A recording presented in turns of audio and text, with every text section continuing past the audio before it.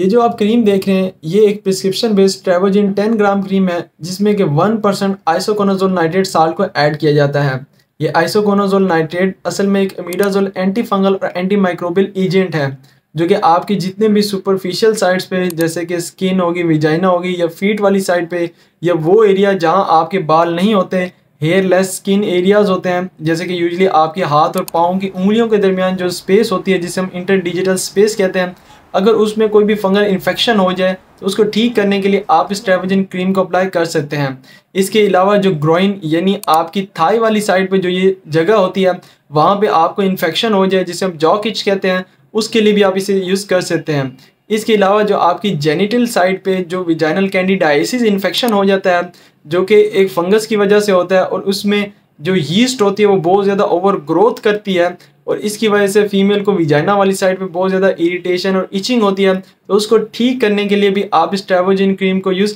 कर सकते हैं। इसके अलावा रिंग वर्म इन्फेक्शन होता है जिसे हम डर्मेटोफाइटोसिस भी कहते हैं जो कि आपके हेयर, नेल और स्किन को इफेक्ट करता है और आपकी इन्हीं साइड्स पे एक सुर्ख निशान और दाने भी बन जाते हैं, तो उसको रिमूव करने के लिए भी आप ट्रेवोजिन एंटी फंगल क्रीम को यूज़ कर सकते हैं। इसके अलावा एक बीमारी होती है जिसे हम एथलीट फुट कहते हैं जो कि आपके पाँव, स्पेशली जो पाँव का टो अंगूठा होता है उस पर इफेक्ट करती है और इस तरह की अपीयरेंस होती है। तो इन सब फंगल इन्फेक्शन के ट्रीटमेंट के लिए आप इस आइसोकोनाजोल नाइट्रेट साल्ट को यूज़ कर सकते हैं और इसको आपने खुद से as a self medication use नहीं करना होता बल्कि डॉक्टर ही आपको प्रिस्क्राइब करता है और इसकी जो डायरेक्शन होती है या डोज होती है वो भी आपको डॉक्टर सेट करके देता है। मगर यूजली जो एंटी फंगल क्रीम होती हैं वो आपको 2 से 3 हफ्तों तक रिकमेंड करवाए जाते हैं और इसके जो कॉमन साइड इफेक्ट्स रिपोर्ट होते हैं उसमें आपको आपकी स्किन वाली साइड पे इचिंग हो सकती है, बर्निंग हो सकती है, आपको ड्राई फ्लैकी पैच अपेयर हो सकता है और आपको टिंगलिंग भी हो सकती है।